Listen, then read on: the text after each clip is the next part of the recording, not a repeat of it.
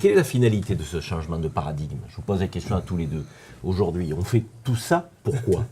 Alors pour beaucoup de choses, on fait ça parce que de toute façon, pour l'économique, mais pas que, pour la responsabilité sociale d'entreprise aussi, parce qu'on a des enjeux. Demain, si on ne peut plus rentrer avec des véhicules dans les villes, il faut qu'on puisse quand même continuer le business.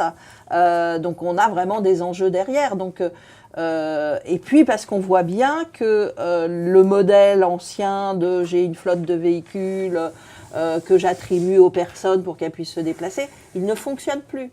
Il ne fonctionne plus dans une entreprise. C'est plus non plus ce qu'attendent les nouvelles générations. Elles veulent avoir le véhicule dont elles ont besoin pour leur activité au moment où elles en ont besoin. Elles ne cherchent plus ou elles veulent avoir une solution qui leur permet de se déplacer le plus rapidement possible. Mais elles ne sont pas dans la propriété. Elles sont « j'ai besoin de me déplacer, qu'est-ce qui est le plus simple pour me déplacer, me rendre d'un point A à un point B ?» Et c'est ça la vision. Et pour l'entreprise, c'est un vrai enjeu.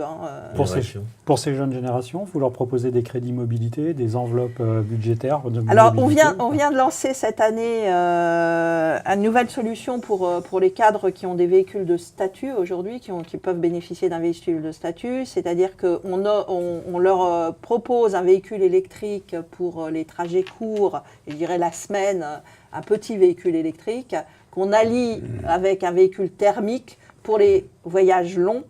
Alors, ce n'est pas le vrai crédit mobilité, parce qu'on n'a pas le train, l'avion, mais en tout cas, on commence déjà à transformer les mentalités en disant passer à l'électrique, parce que de toute façon, la semaine et même la plupart des week-ends, vous n'avez pas besoin d'un véhicule thermique.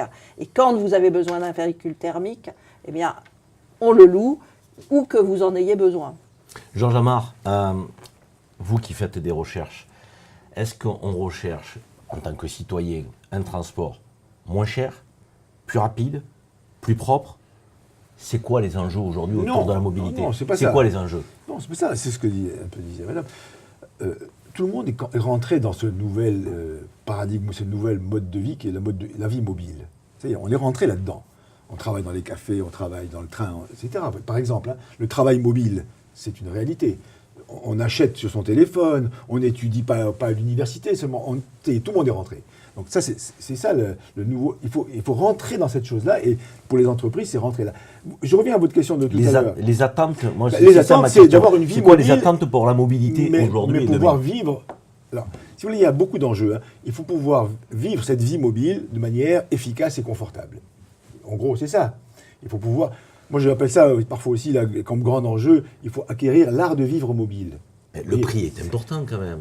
Aujourd'hui, si on veut acquérir une voiture électrique, on voit bien que la barrière du prix est un obstacle. Aujourd'hui, si on veut se déplacer en TGV, on voit bien que pour certains de nos concitoyens, la barrière du prix était un enjeu abordable. Je veux dire, l'accessibilité pour tous et partout, c'est pas l'enjeu. Mais même économiquement, c'est utile. Le partage, c'est économiquement très efficace. Tout à fait. Très efficace. Il ne faut pas croire que la nouvelle mobilité coûte plus cher que l'ancienne. Pas du tout. C'est plutôt beaucoup mieux. Il y a beaucoup de solutions qui sont beaucoup plus intelligentes. Alors, ça va peut-être, les véhicules électriques coûteront peut-être plus cher, mais il y a beaucoup d'éléments dans cette mobilité. La vie mobile est une vie beaucoup plus efficace. Simplement, il y a beaucoup d'enjeux aussi qui sont d'ordre écologique et éthique. Il faut quand même, c'est vrai que globalement, il y ait moins de kilomètres. C'est certain. On a parlé rapidement, mais peut-être on va terminer par là sur les véhicules électriques. On change de paradigme. Est-ce qu'on ne rentre pas dans un autre paradigme qui va générer de nouvelles difficultés? On le voit déjà dans les débats. On parle de la voiture électrique, mais on nous dit attention, les batteries, les métaux rares. Est-ce qu'on ne va pas vers, je dirais, d'autres impasses pour sortir d'une impasse? Georges Amar. Si vous posez la question comme ça, oui. La vie est une succession d'impasses, si je peux dire, qu'on va résoudre. Non. Bon, il y a de l'espoir alors. Non, il faut parier quand même sur le fait que l'innovation radicale, on n'a pas besoin simplement d'améliorer les choses, on a besoin de changer le modèle. Parce que les enjeux quand même, ils sont assez lourds. C'est qu'on a beau être de bonne humeur, moi je suis de bonne humeur, peut-être vous croyez optimiste, non, ça va très mal. Les problèmes écologiques, il est monstrueux. Et il n'est absolument pas résolu. Les problèmes sociaux, comme on les voit ces jours-ci, ils ne sont pas du tout résolus. Donc, ça va mal. Alors, soit on se dit, il faut rafistoler, bricoler. Non, ça ne suffit pas. Il faut changer le modèle de pensée. voyez, c'est ça l'enjeu. Et c'est parce que ça va mal, même si on aborde les choses avec l'optimisme de l'action. Bien sûr, quand on est dans l'action, il faut être optimiste. Ça n'empêche pas qu'il y a un changement de paradigme parce que ça va mal. Hélène Millon, un dernier mot sur Orange et comment vous entrevoyez l'avenir. Quelles sont les pistes pour vous d'innovation première? On travaille beaucoup sur toutes les nouvelles mobilités, donc le vélo, puisqu'on a fait un plan de déplacement de mobilité qui prône le vélo, le covoiturage, en plus de l'autopartage qu'on fait déjà.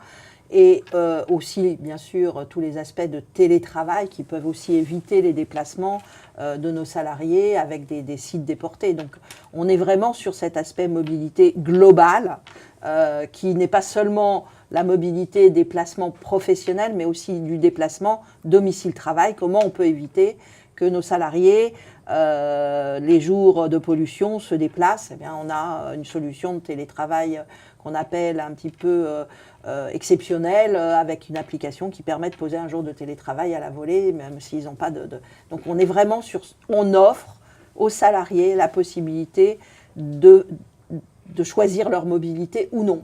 Choisir sa mobilité. Georges Amar, un mot de conclusion. Est-ce que choisir sa mobilité, c'est peut-être l'enjeu qui se présente à nous? Oui, l'inventer même. Enfin, la choisir pas seulement sur le catalogue, parfois la concevoir. Inventer des formes de mobilité, et parfois même l'immobilité est une forme de mobilité qui est parfois la plus intelligente. Donc on est dans un moment de réinvention. Et ce qui est important, c'est que les réinventeurs de cette mobilité, c'est beaucoup de gens, pas seulement des transporteurs ou des professionnels ou des constructeurs, hein, mais des entreprises, des individus eux-mêmes qui vont réinventer, bricoler, innover. On est en ce moment-là. Alors, est-ce que la capacité d'innovation va être plus rapide que les problèmes? C'est surtout ça, au fond, l'enjeu. Hein. Le problème croît. On a une puissance et même parfois un engouement. La mobilité est très excitante, au fond. Hein.